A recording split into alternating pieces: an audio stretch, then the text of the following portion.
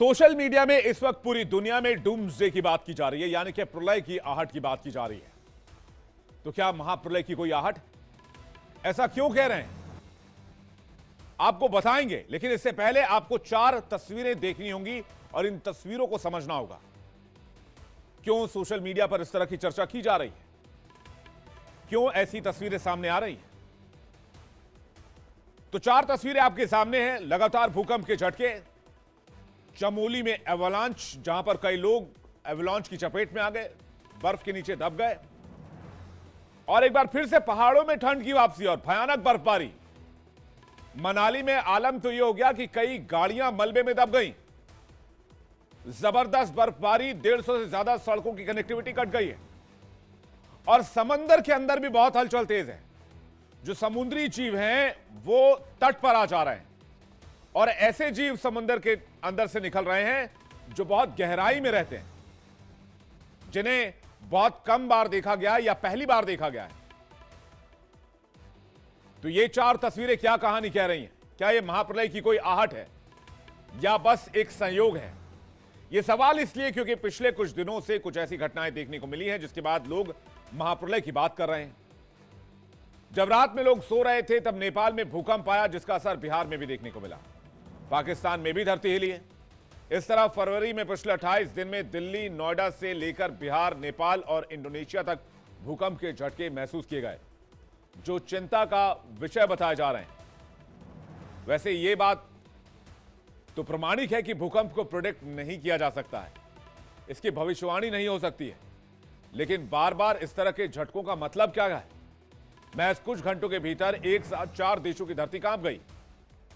नेपाल, भारत और तिब्बत में भूकंप के झटके महसूस किए गए।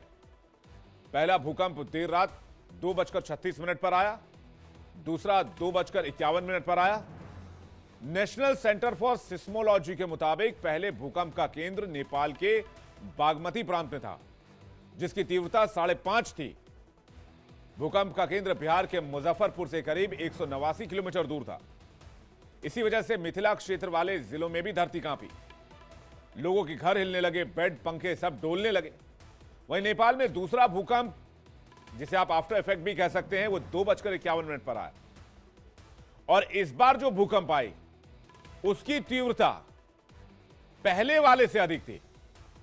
काठमांडू से 65 किलोमीटर पूर्व सिंधुपाल चौक जिले में कोदारी हाईवे पर भूकंप का केंद्र था। रेक्टर स्केल पर इसकी तीव्रता 6 से ऊपर मापी गई, जो खतरनाक थी। भूकंप के झटके काठमांडू घाटी और उसके आसपास के इलाकों में भी महसूस किए गए।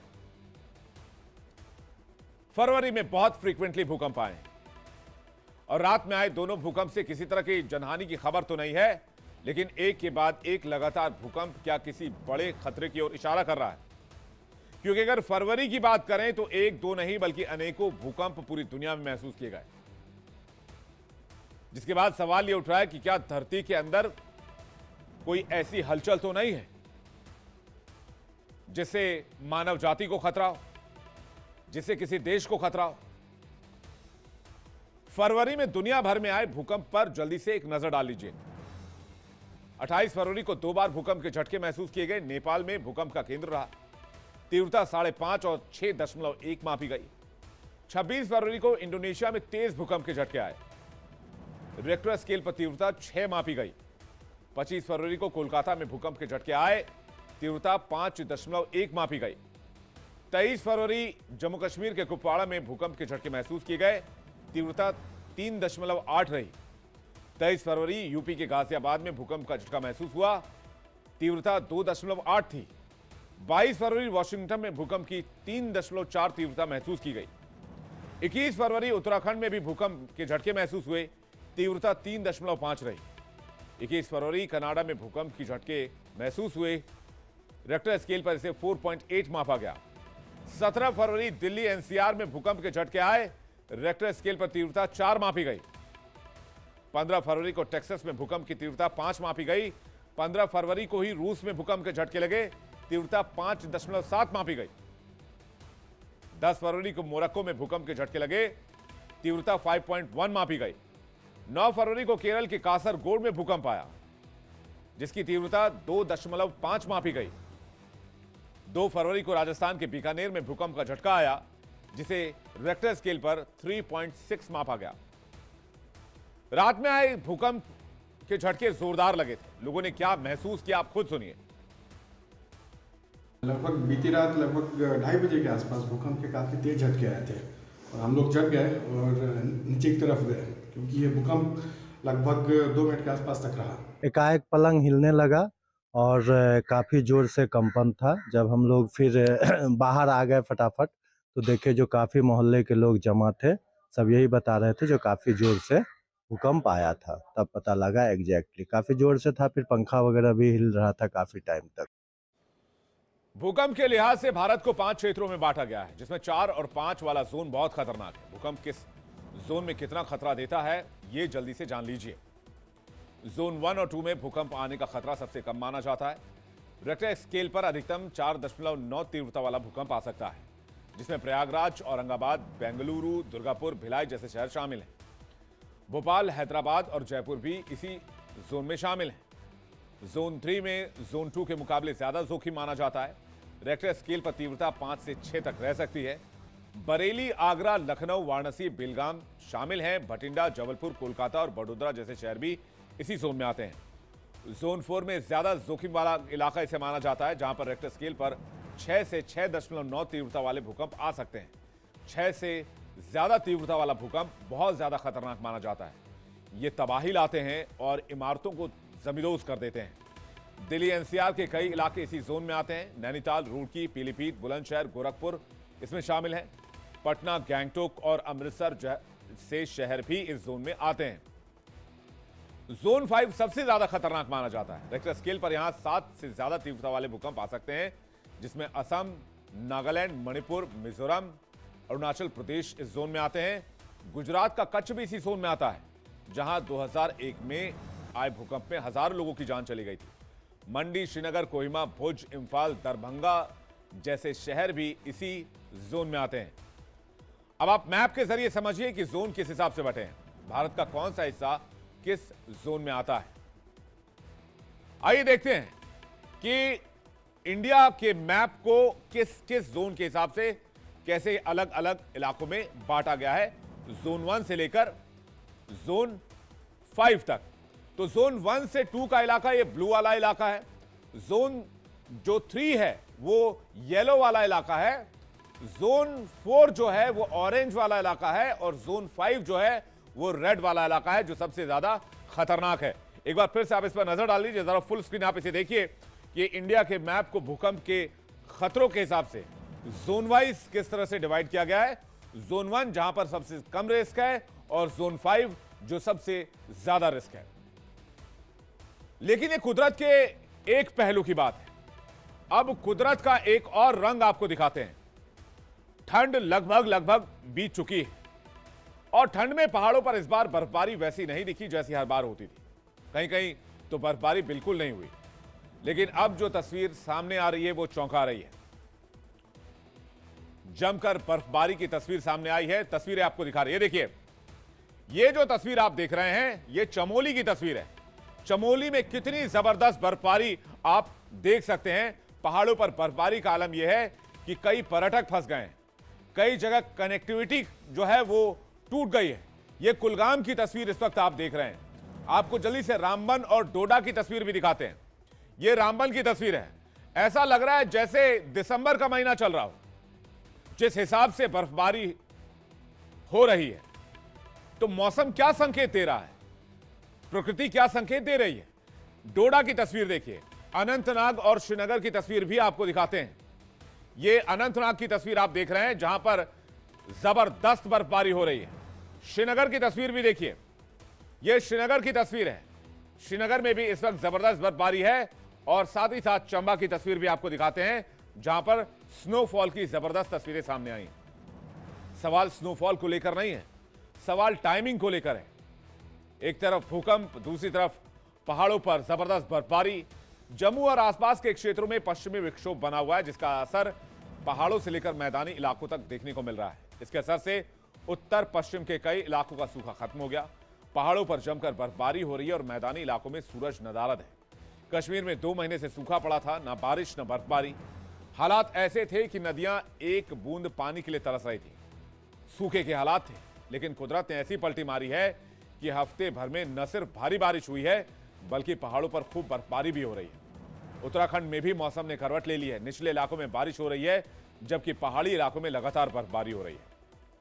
यमुनोत्री, गंगोत्री, केदारनाथ और बद्रीनाथ समेत कई इलाकों में लगातार बर्फबारी की खबर है। वहीं हिमाचल में भी बीते कुछ घंटे में जबरदस्त बर्फबारी दर्ज की गई है। ज्यादातर इलाकों में 1 फुट से ज्यादा ताजा बर्फबारी दर्ज की गई है।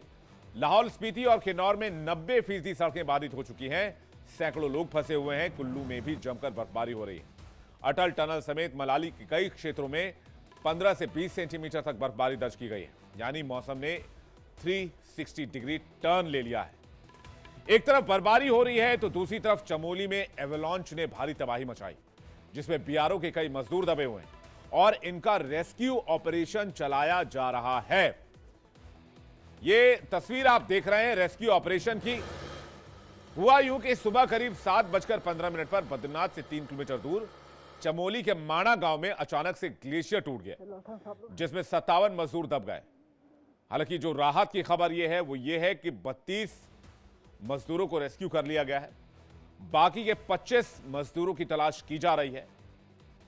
रेस्क्यू में सेना, आईटीबीपी, बीआरओ, एसडीआरएफ और एनडीआरएफ की टीमें लगी हुई, जो 3200 मीटर से ज्यादा की ऊंचाई पर 6 फीट जमी बर्फ के बीच 25 मजदूरों की तलाश कर रही है।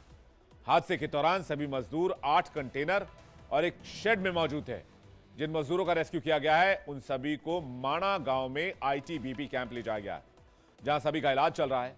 जानकारी के मुताबिक इनमें से 4 की हालत जो है वो बहुत नाजुक बनी हुई है।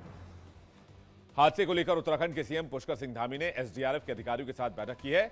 गृह मंत्री अमित शाह और रक्षा मंत्री राजनाथ सिंह ने घटना को लेकर उत्तराखंड के सीएम, सेना, आईटीबीपी और एनडीआरएफ के अधिकारियों से संपर्क में, उनसे लगातार बातचीत की जा रही है।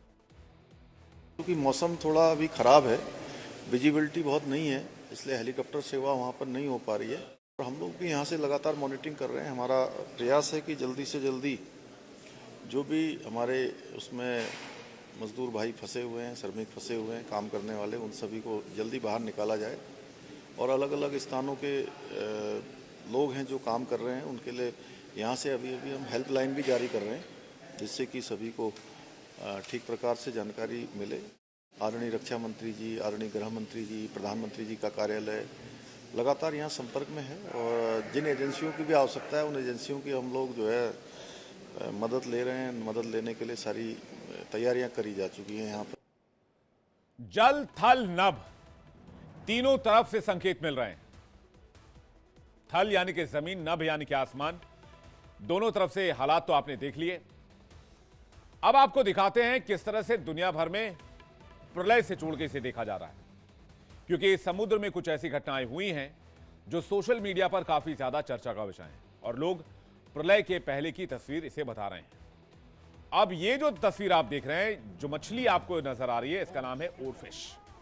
मैक्सिको में हाल ही में एक मछली की दुर्लभ प्रजाति नजर आई जो लास पाल्मास के पास बहकर बाहर आ गई थी। गहरे पानी में रहने वाली इस समुद्री जीव को ओरफिश कहते हैं, जिसे लोग डूम्सडे फिश के नाम से भी जानते हैं, यानी प्रलय की मछली के नाम से इसे जाना जाता है। दुनिया के कई देशों में मान्यता है कि जब भी यह मछली तट पर नजर आती है तब उस इलाके में कोई बहुत बड़ी घटना जरूर होती है, कोई प्राकृतिक घटना ऐसी होती है जिसमें बहुत नुकसान होता है। ओरफिश को लेकर दावा किया जाता है कि 2011 में जापान में फुकुशिमा में जब भूकंप आया था, सुनामी आई थी, तब भी यह मछली उस समय देखी गई थी। कैलिफोर्निया में भी एक ओरफिश आई थी, जिसके बाद लॉस एंजल्स में भूकंप की खबर सामने आई थी।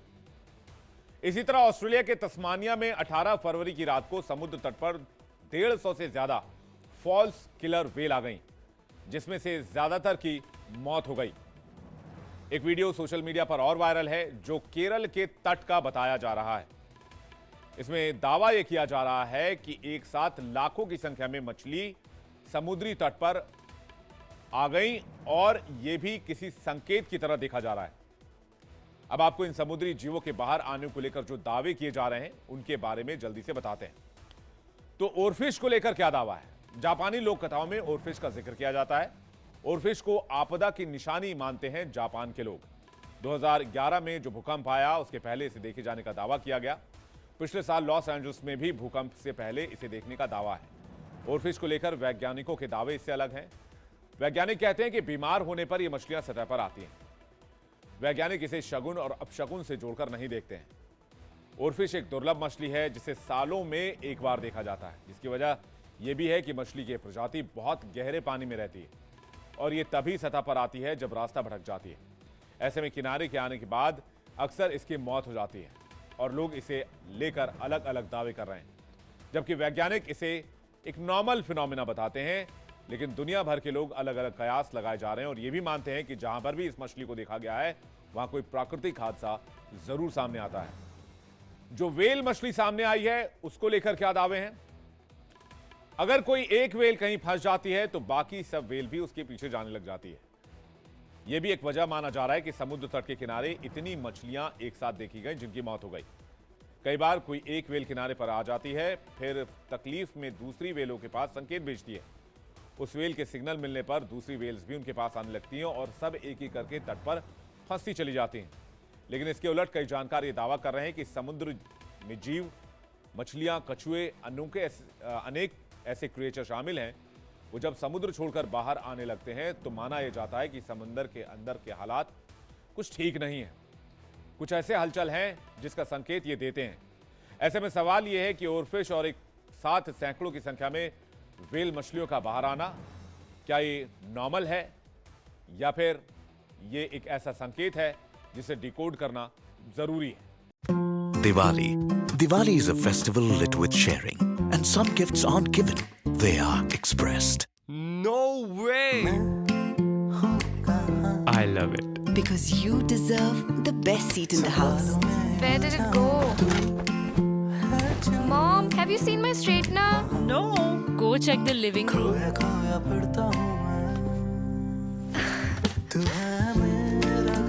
You light up every room you enter.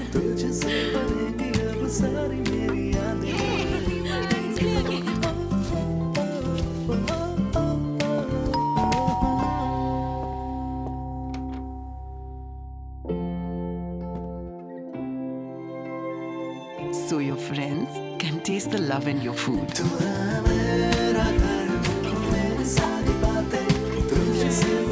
This Diwali, unwrap emotions with Speaking Gifts by Home Center.